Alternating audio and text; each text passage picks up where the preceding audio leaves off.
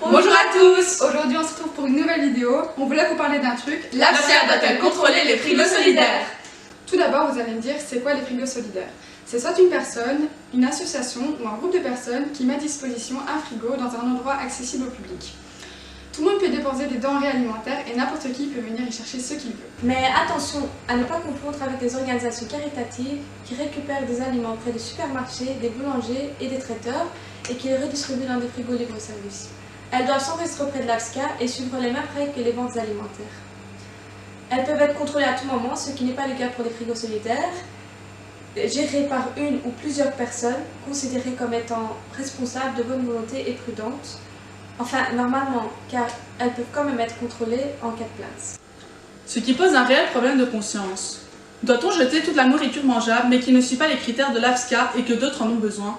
Mais qu'est-ce que l'AFSCA? Ah, bonne question!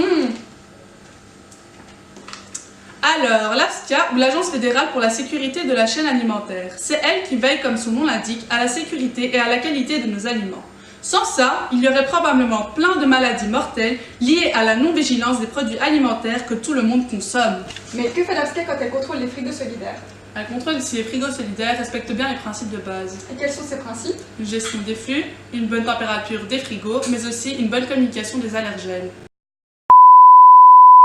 Alors, pour ou contre le contrôle des frigos solidaires par l'AFSCA, nous allons tenter de répondre à la question à travers deux courants éthiques philosophiques.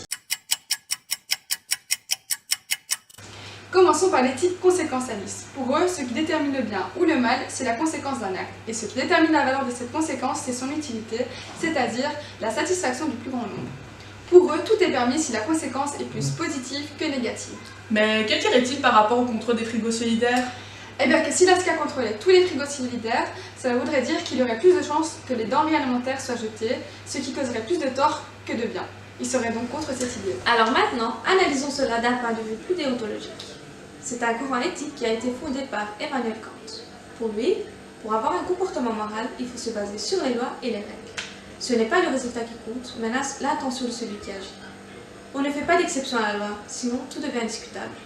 Donc, pour eux, si le contrôle des frigos solidaires était une loi, ils seraient totalement d'accord, car ils suivent les règles et ne pensent pas à ce que cela pourra engendrer comme conséquence. Nous pouvons en conclure que selon le courant éthique, la réponse à notre question sera tout à fait différente.